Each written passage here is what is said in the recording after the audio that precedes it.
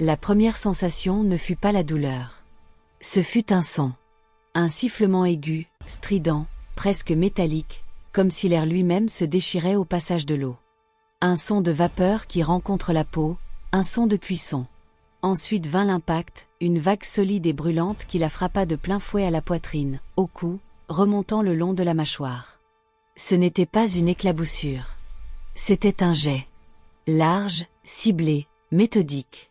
L'eau bouillante satura instantanément le coton léger de son chemisier, le transformant en un second sacrement de souffrance, collant à sa peau comme un suaire brûlant. Le temps, alors, se figea en une série d'images sépia, chacune gravée au fer rouge dans sa mémoire. L'image de ses propres mains, levées en un geste de défense inutile, les paumes tournées vers l'extérieur comme pour arrêter le temps. L'image du visage de David, son mari, derrière le jet fumant. Pas un rictus de rage, pas une grimace de haine. Un visage lisse, presque concentré, les sourcils légèrement froncés comme lorsqu'il vérifiait une pression d'eau ou ajustait un robinet qui fuit. Une tâche domestique. Une corvée. C'était cela, le plus monstrueux, la banalité de son geste. L'image de sa belle-mère, assise à la table de la cuisine, une cigarette encore nichée entre ses doigts aux jointures jaunies. Elle n'avait pas sursauté. Elle n'avait pas crié. Elle avait simplement penché la tête sur le côté, un léger recul esthétique, comme face à une mouche tombée dans sa tasse de thé. Ses lèvres se pincèrent en une moue de dégoût, mais ce dégoût semblait destiné à la scène dans son ensemble, à la vulgarité du désordre, pas à l'acte lui-même. L'image de son fils, Liam, 8 mois, dans les bras de cette femme. Ses petits yeux bleus, si grands, si confiants, se plissèrent, sa bouche parfaite s'ouvrit en un « oh » de surprise silencieuse avant que le cri n'arrive, un son perçant qui perça la bulle de silence étouffant qui avait suivi le sifflement de l'eau. Et les odeurs. Oh, les odeurs. L'odeur âcre et sucrée de la chair brûlée, une horreur chimique qui lui souleva le cœur. L'odeur de tissu humide et cuit. Et par-dessus tout, persistante, tenace, se mêlant à tout, l'odeur nauséabonde du tabac froid de la cigarette de sa belle-mère, cette odeur même qui avait tout déclenché. Elle avait dit, sa voix encore tremblante d'une tentative de fermeté polie. « Maman, s'il te plaît, pas près de Liam. Son dernier rendez-vous chez le pédiatre. Ses bronches sont si fragiles. » Une prière raisonnable. Une supplication pour la santé de leur enfant. La réponse avait été un nuage de fumée exhalé lentement, délibérément, vers le plafond. « Tu en fais trop, Léna. Tu le couves. Un peu d'air, même s'il n'est pas parfumé à la lavande, ne l'a jamais tué. » Puis son regard s'était tourné vers David, un regard lourd de sous-entendu, un haussement d'épaules presque imperceptible. « Ton fils a besoin d'un peu de virilité autour de lui, pas d'une mère poule névrosée. » David avait tourné le dos. Il était allé à la bouilloire, cette bouilloire en acier inoxydable qu'ils avaient reçue pour leur mariage, un objet lisse et froid. Il avait attendu. Attendu qu'elle siffle. Attendu que la vapeur s'échappe en un jet mince et furieux. Il l'avait saisie par son manche en bakélite, sans un gant. Il s'était retourné. Et il avait versé. Pas sur le sol. Pas dans l'évier. Sur elle. Comme on arrose une plante indésirable avec du désherbant. Un geste agricole. Un geste d'éradication. La douleur arriva enfin, en une déflagration qui sembla lui pulvériser la poitrine. C'était une douleur blanche, éblouissante, une nova à l'intérieur de son sternum. Elle ouvrit la bouche, mais aucun son n'en sortit. Ses poumons refusaient de se remplir. Elle chancela, une main agrippée au chambranle de la porte, l'autre pressée contre sa poitrine, comme pour contenir la brûlure, comme pour empêcher son cœur de tomber en cendres sur le linoléum. David reposa la bouilloire sur la plaque avec un petit claque sec. Le sifflement s'arrêta. Dans le silence nouveau, rompu seulement par les pleurs hystériques de Liam, sa voix résonna, plate, presque ennuyée. « Tu devrais faire attention, Léna. Tu boues toujours dans mes pattes. Regarde le désordre. » Le désordre. C'était ça. Elle était le désordre. Sa demande, son souci pour leur enfant, sa présence même. Un désordre à nettoyer. À brûler. Sa belle-mère se leva enfin, tenant Liam à distance, le berçant avec une brusquerie agacée. « Allons, mon chou, ne pleure pas. Ta maman a fait une bêtise, c'est tout. » Elle jeta un regard à Léna, Un regard qui allait du chemisier trempé et fumant à son visage décomposé. Tu ferais mieux d'aller changer. Et nettoie ce sol. L'eau va tacher.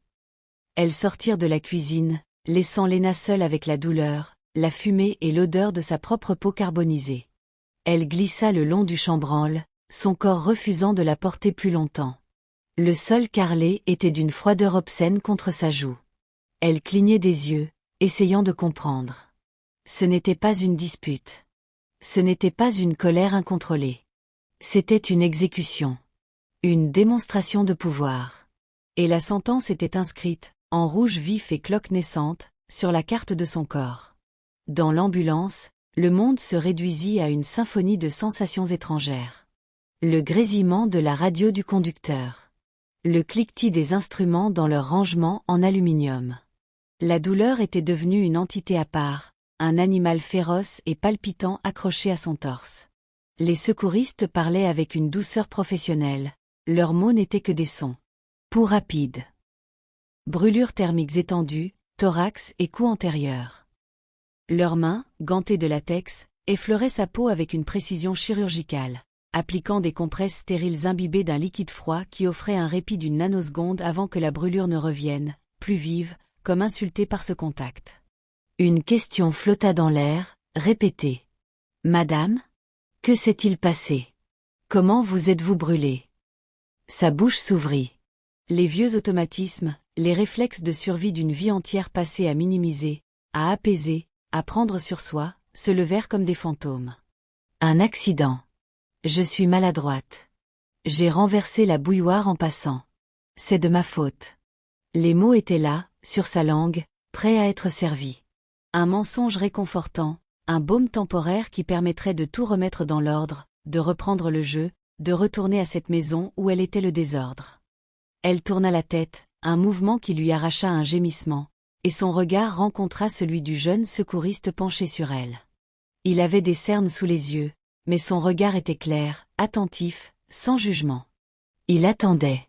Et dans ses yeux, elle crut voir quelque chose. Pas de la pitié. De la reconnaissance. Comme s'il avait vu cette même scène avec des acteurs différents, trop de fois. Comme s'il pouvait lire, sur l'épiderme en feu, l'histoire non pas d'un accident, mais d'une intention. Et c'est là, dans cet échange silencieux, sur ce brancard roulant à travers la ville indifférente, que quelque chose en elle se cristallisa. La douleur physique était une montagne, mais elle commençait soudain à en distinguer la géologie. Elle n'était pas une masse informe de souffrance. Elle était stratifiée. Il y avait la couche de la brûlure, aiguë, brillante. En dessous, la couche de la trahison, plus sourde, plus profonde, un grondement continu. Et plus bas encore, tout en bas, là où elle n'avait jamais osé regarder, une couche de roche-mère, dure, impénétrable, froide. Sa volonté. Son moi essentiel.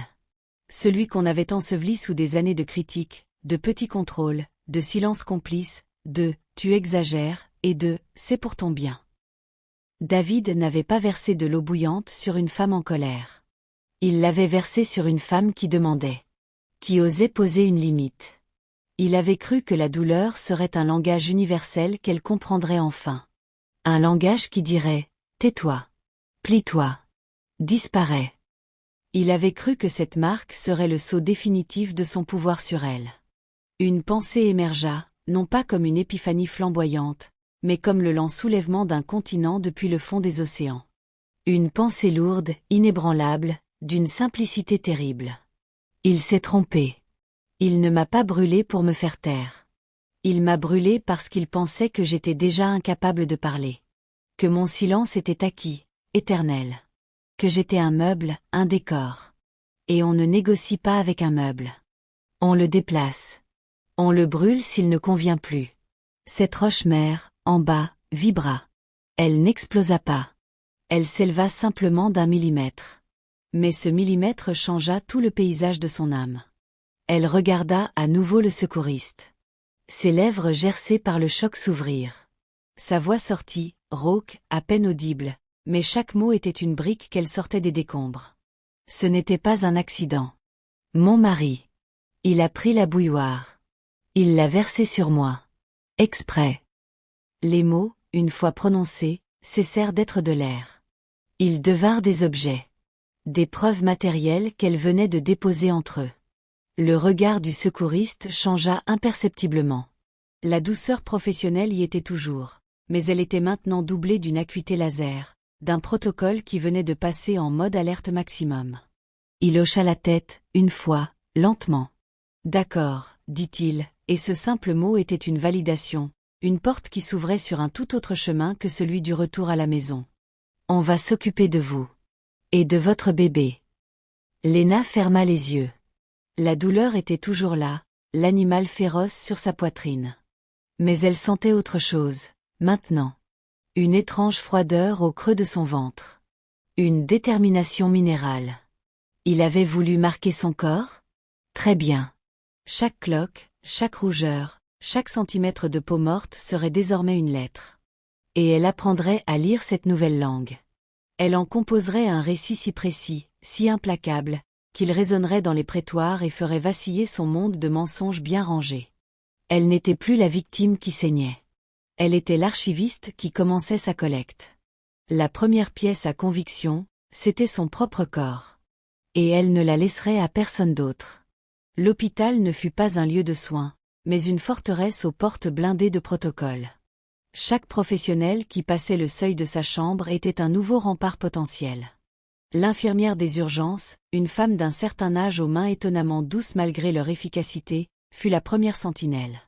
En lavant délicatement les brûlures, elle avait murmuré, plus pour elle-même que pour Léna, une projection en éventail, nette. Ça, ma belle, ça ne vient pas de trébucher sur un fil électrique. Ça vient d'en face. Elle n'attendit pas de réponse. Elle appela une collègue pour un « pansement spécial pour brûlure de type B », et Léna comprit que le code était passé dans le système. Son cas était désormais étiqueté. Différent. Documenté. Puis vint Sophie, l'assistante sociale. Elle n'apportait pas de pitié, mais des options. Des formulaires. Des adresses. Elle parlait d'un langage nouveau, hébergement sécurisé temporaire. Ordonnance de protection d'urgence. Procédure accélérée aux affaires familiales. Ces mots étaient des outils, froids et utiles. Elle posa la question cruciale, sans emphase. Souhaitez-vous, pour vous et votre enfant, être mis à l'abri dans un lieu dont il ne connaît pas l'adresse? Un lieu avec des codes, des caméras, des intervenants formés? Signer ces formulaires, avec des doigts bandés qui refusaient de bien tenir le stylo, fut son premier acte concret de souveraineté depuis des années. Chaque signature était un trait de crayon qui redessinait les frontières de son monde, qui les retirait des mains de David pour les replacer dans les siennes. Ce soir-là, transférée dans une voiture banalisée, puis dans un immeuble anonyme d'une banlieue tranquille, elle pénétra dans le refuge. C'était un appartement comme un autre, meublé de façon impersonnelle, mais les serrures étaient plus grosses, les fenêtres ne s'ouvraient qu'à demi, et il y avait un bouton d'alarme discret près de la porte. La peur, cette compagne fidèle, était toujours là, tapie dans un coin. Mais pour la première fois, elle n'était plus seule avec elle dans la cage. La cage, c'était la vie qu'elle avait quittée. Ici, elle était dans l'observatoire. Elle pouvait regarder la bête de loin, étudier ses mouvements, préparer ses défenses. La première nuit, avec Liam endormi dans un lit d'emprunt à côté d'elle, elle ne dormit pas. Elle écouta. Les pas feutrés dans le couloir. Le chuchotement des autres résidentes dans la cuisine commune. Le bourdonnement du frigo. C'était la musique de sa nouvelle réalité. Une musique discordante, anxiogène, mais qui avait un rythme, des règles. Des règles qui la protégeaient, elle. Elle s'endormit à l'aube, non pas apaisée, mais en état de veille stratégique. Son corps était une ruine douloureuse, mais son esprit, pour la première fois depuis longtemps, était un chantier. Actif. Préparatoire. Son salut, elle le comprit très vite, ne viendrait pas d'une émotion, si juste soit-elle. Il viendrait de la froideur implacable des faits. Elle décida de devenir l'historienne de son propre calvaire, l'archéologue de son abus. Elle acheta un cahier à spirale, le plus banal possible, à la supérette du coin. Sur la première page, elle inscrivit, de son écriture appliquée mais ferme, chronologie des événements, projet Renaissance. Ce cahier devint son grimoire. Elle commença par le présent, par le crime lui-même. Elle y consigna tout, avec la méticulosité d'un scribe. La date, l'heure exacte, elle avait jeté un coup d'œil à l'horloge numérique du four juste après l'impact, 15h47. La météo, ensoleillée, un contraste obscène. Les vêtements qu'elle portait, le chemisier bleu pâle, maintenant détruit. Les mots prononcés, mot pour mot, dans la mesure du possible. Pas près de Liam. Tu en fais trop. Tu boues dans mes pattes. Chaque détail était une pièce du puzzle. Puis, elle se tourna vers le passé. Elle dut retourner dans les décombres de sa vie numérique, fouiller dans les sauvegardes cloud oubliées, les anciens téléphones rangés au fond d'un tiroir qu'elle avait pu récupérer avec l'aide de la police. Elle exhuma des années de preuves de l'emprise. Ce n'était pas une histoire de coups, il n'y en avait jamais eu, avant aujourd'hui. C'était une histoire d'étouffement. Des centaines de textos de David, tu es où? Envoyés toutes les demi-heures quand elle sortait. Avec qui? Cette robe est un peu courte, non? Tu cherches l'attention. Ton ami Marc, il te regarde trop. Je n'aime pas ça. Des mailles de sa belle-mère, des missives condescendantes sur son allaitement. Tu ne produis pas assez, c'est égoïste. Sur son retour au travail, tu abandonnes ton rôle de mère. Sur sa manière de tenir le bébé, tu vas lui casser le dos.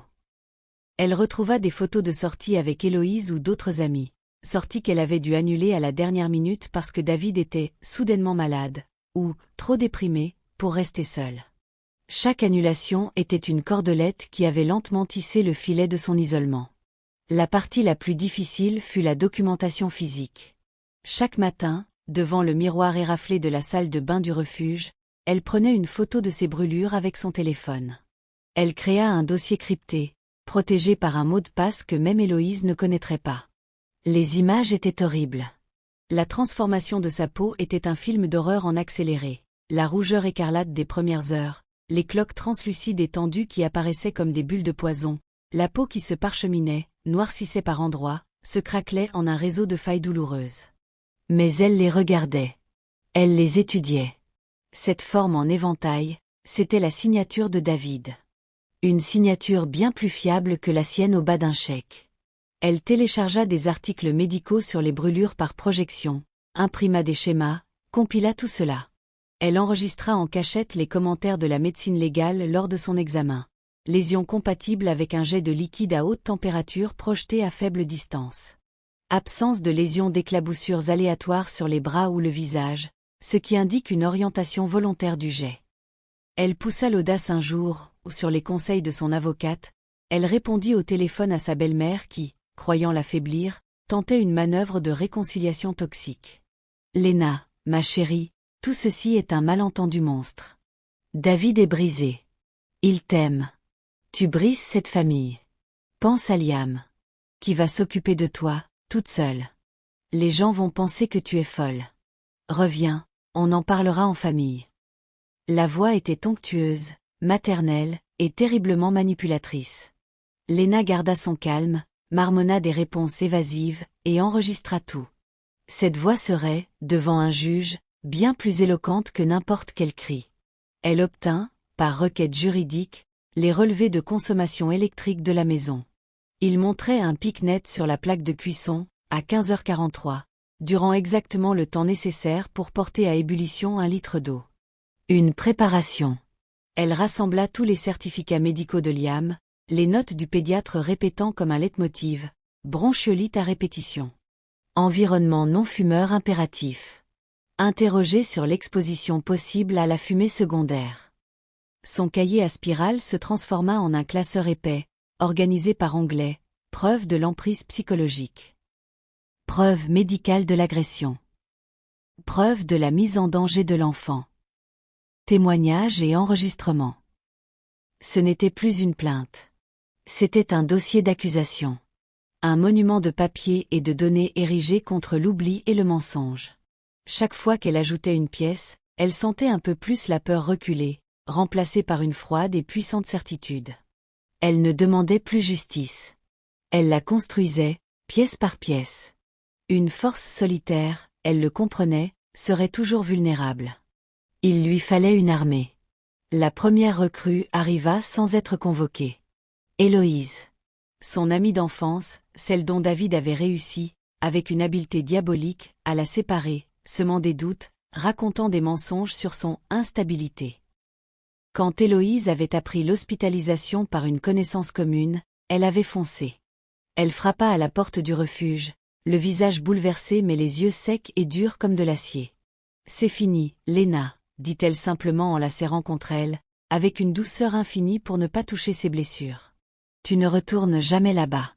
Tu viens chez moi.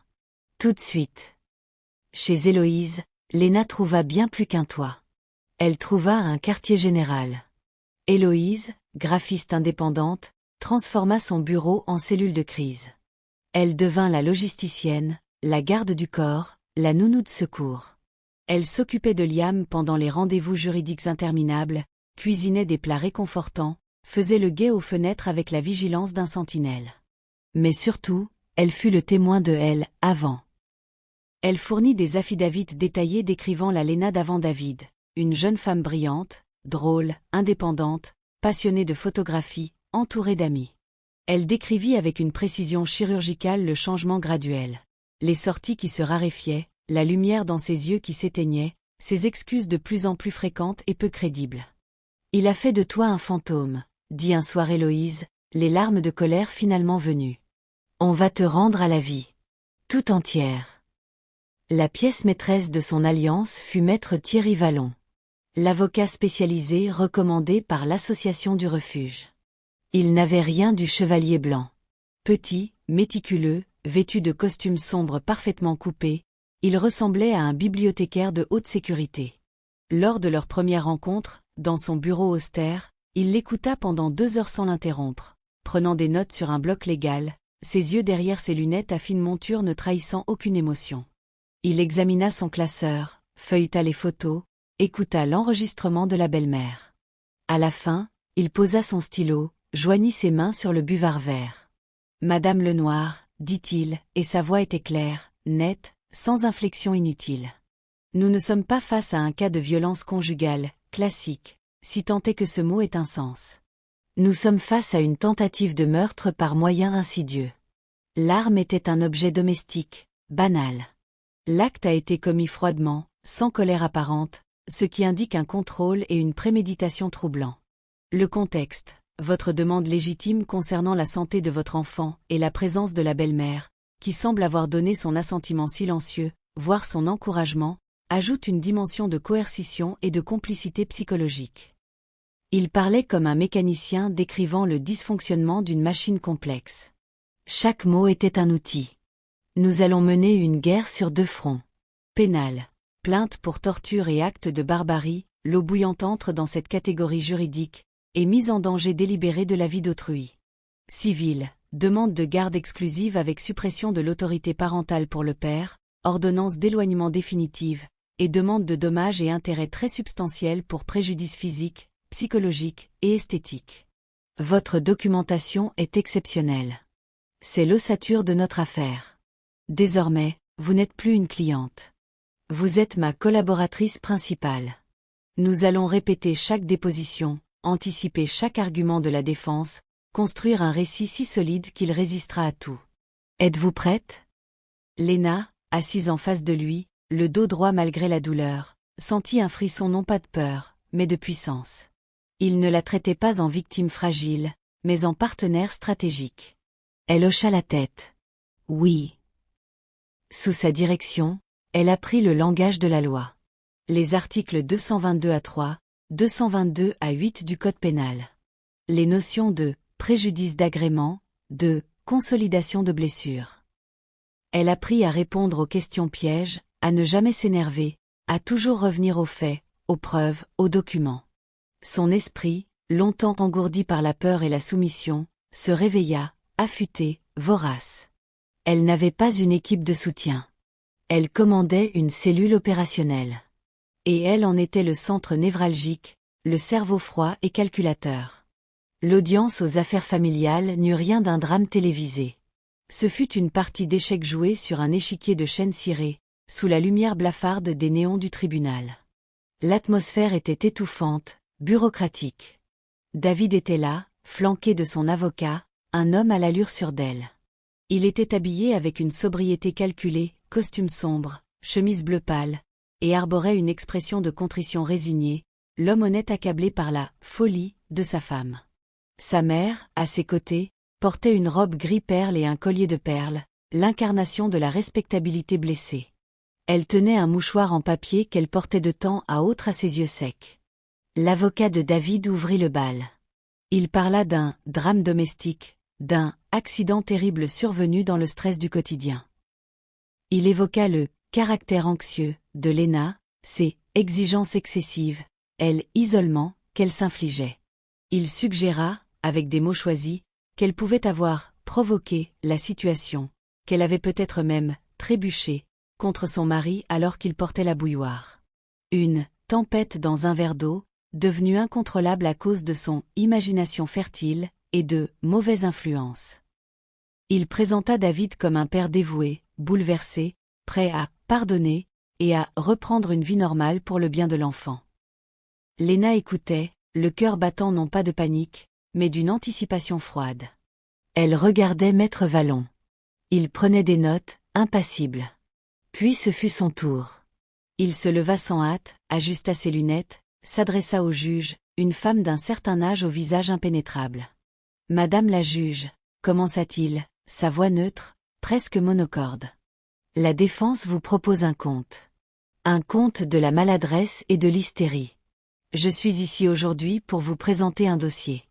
Non pas un récit, mais une compilation de preuves factuelles, tangibles, qui raconte une histoire bien différente. Une histoire de contrôle, de coercition, et de violence préméditée. » Il commença par le début. La chronologie. Les textos contrôlants, projetés sur un écran. Des années de « tu es où » qui dessinaient une carte de l'emprise. Les mailles de la belle-mère, leur critique constante. Il établit le contexte, une femme systématiquement décrédibilisée, isolée. Puis il aborda le jour J. Il montra les relevés électriques. À 15h43, l'accusé met en marche la plaque de cuisson à pleine puissance. Il prépare son arme.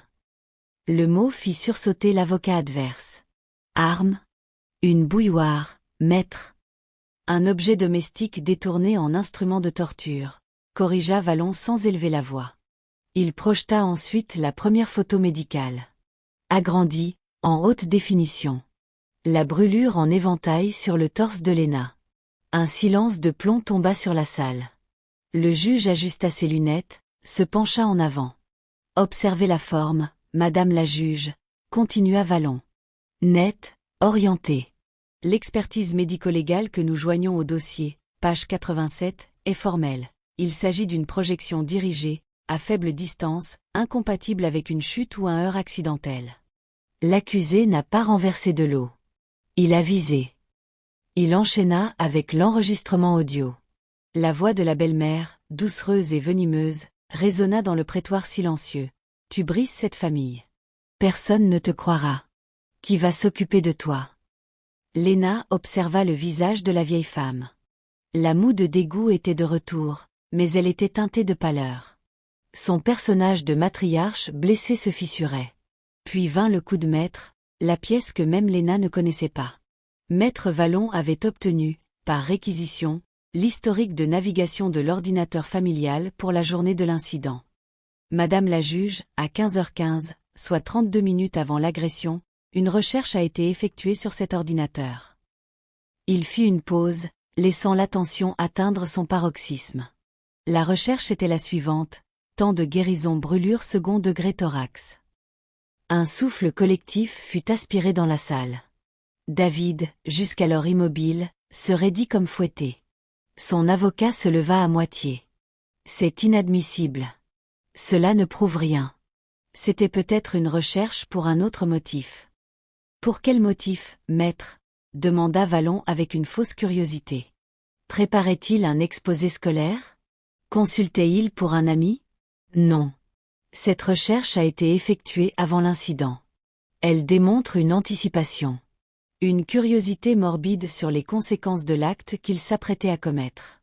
C'est la preuve, sinon de la préméditation légale, du moins d'une froideur et d'une détermination glaçante. Le réquisitoire silencieux était terminé. Maître Vallon n'avait pas crié, n'avait pas pleuré. Il avait simplement aligné des faits, comme des dominos.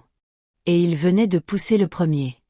Le juge regarda longuement David, puis Léna. Son regard n'était pas empreint de compassion, mais d'une évaluation clinique. Elle voyait la mécanique du dossier, son implacable logique. Elle voyait l'accusé pris au piège de ses propres recherches, de ses propres mensonges. Elle voyait la plaignante, non pas comme une victime éplorée, mais comme le témoin principal, calme et documenté, d'un crime qui se voulait parfait. Le jugement ne fut pas un tonnerre, mais le claquement sec d'un couvercle qui se referme sur un passé. Garde exclusive et pleine de Léna. Autorité parentale exclusive, David n'ayant plus aucun droit de décision concernant son fils. Suppression du droit de visite et d'hébergement, dans l'attente du procès pénal pour torture et actes de barbarie. Ordonnance de protection permanente, interdisant à David et à sa mère de s'approcher à moins de 500 mètres d'elle, de son domicile, de l'école future de Liam, de son lieu de travail. Pension alimentaire maximale. Dommages et intérêts importants pour couvrir les soins, les séances de psychothérapie, et le préjudice esthétique permanent. La victoire juridique était un outil tranchant, une clé qui ouvrait une nouvelle cellule, non pas de prison, mais de possibilités. Mais la vraie reconstruction, Léna le savait, commençait après. Avec l'argent des dommages et intérêts, elle loua un petit appartement dans un quartier qu'elle avait choisi pour ses arbres, sa lumière, son anonymat. Elle ne chercha pas à fuir la ville, mais à s'y recréer un territoire neutre. Elle ne tenta pas de cacher ses cicatrices. Sous les conseils de sa thérapeute, elle commença à les regarder autrement. Elles n'étaient plus la marque de sa honte, de sa défaite. Elles étaient devenues des cartes géographiques. Des cartes de son propre parcours. Le relief de peau plus claire, plus tendu, parfois rosé ou nacré, racontait l'histoire de la brûlure, de la guérison, de la survie. Parfois, le soir, elle les touchait du bout des doigts. Ce n'était plus un geste de horreur, mais de reconnaissance. C'était la frontière. La ligne Maginot entre l'ancienne Léna et la nouvelle. Cette frontière était à elle. Personne ne la franchirait plus sans son consentement. Elle utilisa une partie de l'argent pour une formation en gestion de projet à distance. Un domaine qui exigeait de l'organisation, de la planification, du suivi méticuleux, toutes des compétences qu'elle avait développées à un niveau expert en construisant son dossier. Elle créa sa micro-entreprise, proposant ses services d'assistante virtuelle spécialisée à des petits entrepreneurs. Elle travaillait depuis chez elle, bâtissant quelque chose qui lui appartenait en propre, dont chaque client, chaque contrat, était une brique de son indépendance. Un après-midi de printemps, elle était sur le petit balcon de son nouvel appartement avec Liam, maintenant un petit garçon de 2 ans aux boucles blondes et au rire facile. Il plantait des graines de tournesol dans de grands pots. Liam, concentré, remplissait son petit arrosoir en plastique bleu et le versait avec une application comique sur la terre. Un peu d'eau débordera, lui mouillant la main. Il sursauta, regarda sa main mouillée, et son petit visage se plissa, prêt à pleurer, surpris par cette sensation soudaine. Léna ne bougea pas dans un affolement. Elle s'accroupit doucement à sa hauteur. Elle prit sa petite main mouillée dans les siennes, ses mains qui avaient tenu l'épreuve, signé les actes, construit leur vie. « Regarde, mon cœur, dit-elle doucement. C'est seulement de l'eau. Elle est froide. Elle ne fait pas mal. » Elle souffla doucement sur ses doigts. « Tu vois ? Elle s'évapore. Elle part. » Liam leva vers elle des yeux encore brillants de larmes potentielles, puis son visage s'éclaira d'un sourire. Il rit, et retourna à son arrosage. Léna se releva, s'appuyant au garde-corps. Le soleil était chaud sur son visage. Elle sentait sa cicatrice sous son décolleté, une traction familière. Elle n'était pas guérie. Elle ne le serait peut-être jamais complètement. Mais elle était consolidée. Comme une fracture qui a soudé, plus solide à l'endroit de la rupture. Elle n'était pas une survivante qui avait échappé à un incendie. Elle en était sortie en architecte. Elle avait cartographié chaque couloir de fumée, chaque poutre ardente de sa propre damnation. Et avec cette connaissance intime, elle avait construit un nouvel espace, aéré, lumineux, aux fondations profondes et aux portes bien verrouillées. Sa force n'était pas dans l'oubli, mais dans une mémoire devenue stratégique. Sa puissance n'était pas dans la vengeance, mais dans une reconstruction si patiente, si précise, qu'elle en était devenue une forme d'art. Elle avait regardé le néant dans les yeux de son mari et y avait répondu non par un hurlement, mais par un plan en 10 points, par un classeur à onglets, par une alliance forgée dans le réel. Elle était passée de l'objet du mépris au sujet de sa propre vie. Et cette vie, maintenant, était vaste, complexe, et remplie d'une paix vigilante et farouchement protégée. Le chemin vers la réappropriation de soi commence souvent dans le silence qui suit la fracture, dans le premier fait que l'on ose nommer, dans la première preuve que l'on ose conserver contre le courant du déni. C'est une édification patiente contre le chaos, une cartographie intime des blessures pour ne plus en être le territoire, mais le géomètre. Et si la résilience était moins un état à atteindre qu'un chantier à ouvrir, avec ses plans, ses outils, ses ouvriers choisis avec soin?